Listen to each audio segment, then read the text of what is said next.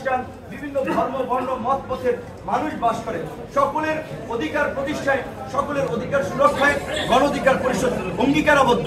গণ অধিকার পরিষদের এই রাজনৈতিক দলের ছাতার নিচে এসে যেন সমস্ত মানুষ যেন নিরাপদ বোধ করে, যেই কারণে আমরা 3 নম্বর মূলনীতিতে আমরা অধিকারকে রেখেছি। 4 নম্বর মূলনীতিতে আমরা জাতীয় স্বার্থের কথা রেখেছি। কারণ আপনারা সবাই শুনেছেন আওয়ামী লীগের আমলে তারা বলছে বিএনপি ভারতকে গ্যাস দেওয়ার চুক্তি করে ক্ষমতা এসেছিল। আবার আমরা তো পরিষ্কারভাবেই দেখেছি গত 15 বছরে কিভাবে আওয়ামী লীগ বাংলাদেশকে ভারত নিয়ন্ত্রিত একটি পুতুল রাষ্ট্রে পরিণত করেছিল।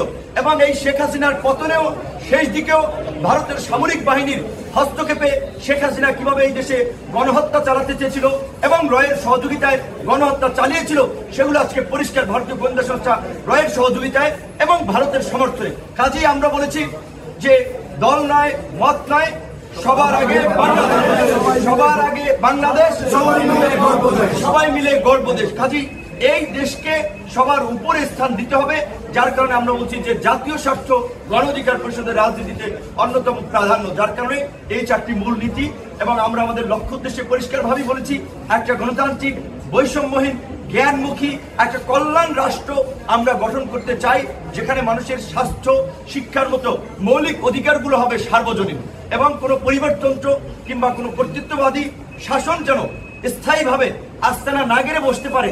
ওইটা কিন্তু 2021 সালের 26 অক্টোবর আমাদের ঘোষণাপত্রে 21 দফা কর্মসূচিতে আমরা বলেছিলাম একই ব্যক্তি একই সাথে দলীয় প্রধান এবং সরকার প্রধান হিসেবে থাকতে পারবে না। একই ব্যক্তি 2 বারের বেশি প্রধানমন্ত্রী হিসেবে থাকতে পারবে না। এটা কিন্তু এখনকার চমক না, 21 সালেই কিন্তু আমরা বলেছি। তো আপনারা যারা তাৎক্ষণিক নোটিশে এখানে এসেছেন তাদেরকে ধন্যবাদ। আপনাদের যদি কোনো প্রশ্ন থাকে আমরা উত্তর দিব, না হলে আমরা শেষ করব। ভাই আমরা